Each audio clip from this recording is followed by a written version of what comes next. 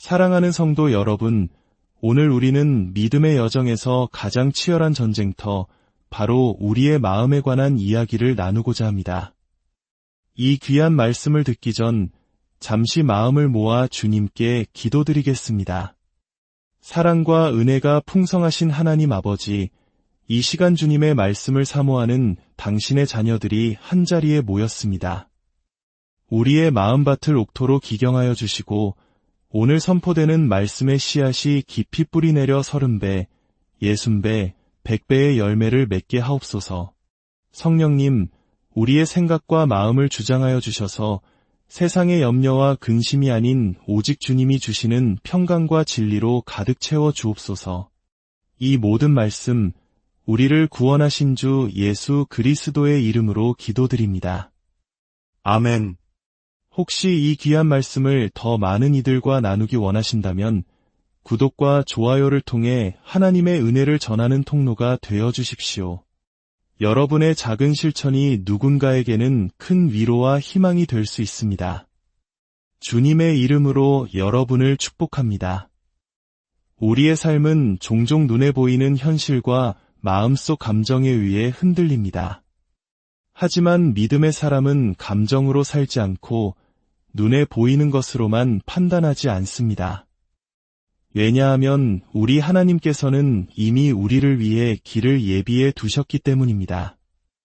우리가 그리스도인이라 불리기 시작한 것은 안디옥에서부터였습니다. 성경에 기록된 이 사실은 우리에게 한 가지 질문을 던집니다. 그렇다면 그 이전에는 무엇이라 불렸을까요? 예수님께서는 스스로를 내가 곧 길이요 진리요 생명이라고 말씀하셨습니다. 그렇습니다. 우리는 그 길을 따르는 자들이었습니다. 베드로와 다른 모든 사도들이 가르쳤던 위대한 신앙 고백의 길이었습니다. 이제 히브리서의 말씀을 통해 우리의 신앙이 어디에 서 있어야 하는지 함께 살펴보겠습니다.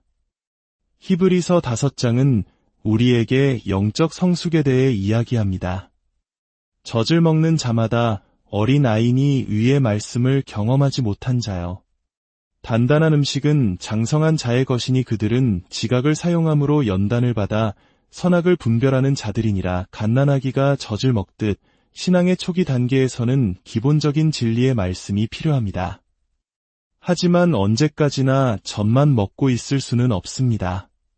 하나님께서는 우리가 단단한 음식을 소화할 수 있는, 즉 위의 말씀을 삶에서 능숙하게 사용할 줄 아는 장성한 신앙인으로 자라나길 원하십니다. 어린아이와 같은 신앙은 말씀을 아는 것에 그치지만 장성한 신앙은 그 말씀을 삶의 모든 영역에서 실제로 사용하고 경험하는 사람입니다.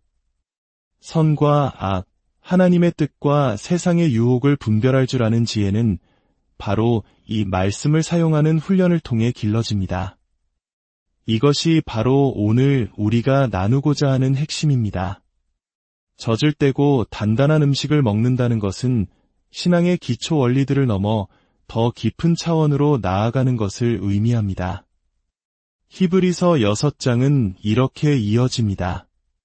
그러므로 우리가 그리스도의 도의 초보를 버리고 죽은 행실을 회개함과 하나님께 대한 신앙과 세례들과 안수와 죽은 자의 부활과 영원한 심판에 관한 교훈의 털을 다시 닦지 말고 완전한 대로 나아갈지니라.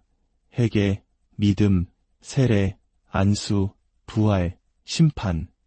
이 모든 것은 너무나도 중요하고 신성한 우리 믿음의 기초입니다. 하지만 하나님은 우리가 이 기초에만 머물러 있기를 원치 않으십니다.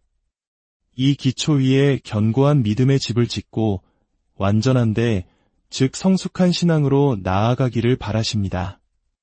그렇다면 성숙한 신앙으로 나아간다는 것은 구체적으로 무엇을 의미할까요?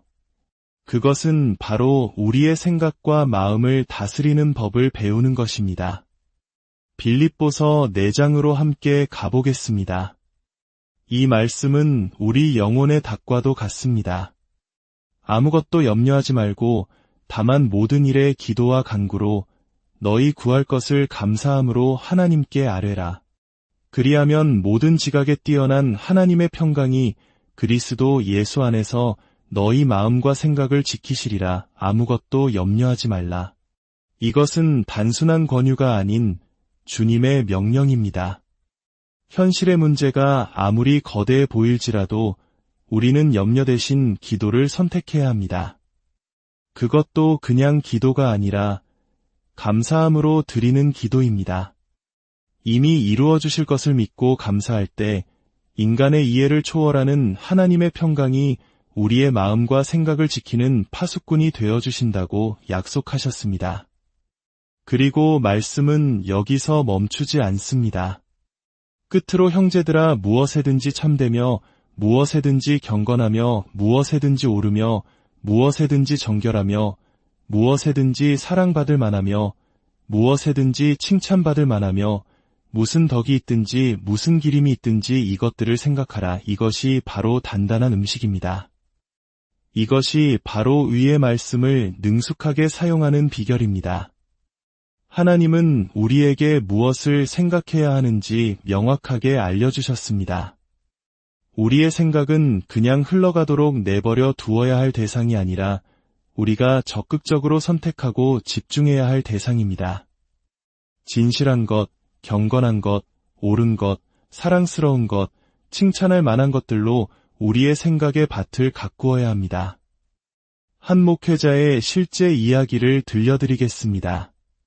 그는 전 세계에 복음을 전하는 사역을 감당하고 있었습니다. 그런데 어느 날 사역에 엄청난 재정적 위기가 찾아왔습니다. 갚아야 할 빚이 눈덩이처럼 불어나 수십억 원에 달했습니다.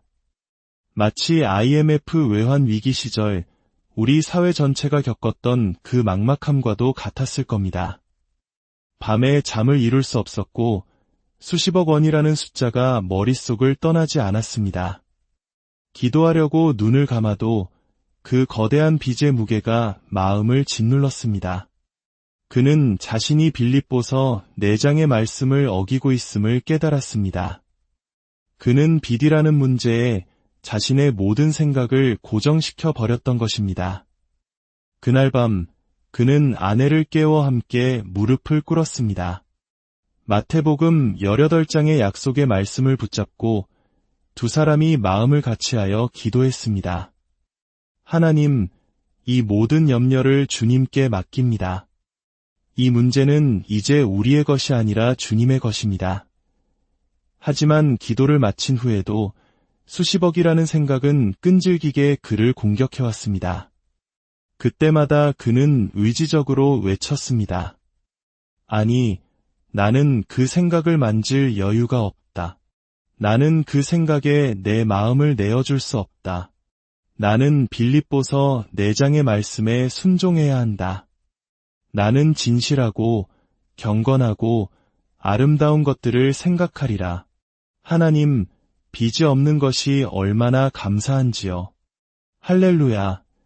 이것이 바로 영적 전쟁입니다. 고린도 후서 10장은 이 전쟁의 무기가 무엇인지 알려줍니다. 우리의 싸우는 무기는 육신에 속한 것이 아니요 오직 어떤 견고한 진도 무너뜨리는 하나님의 능력이라.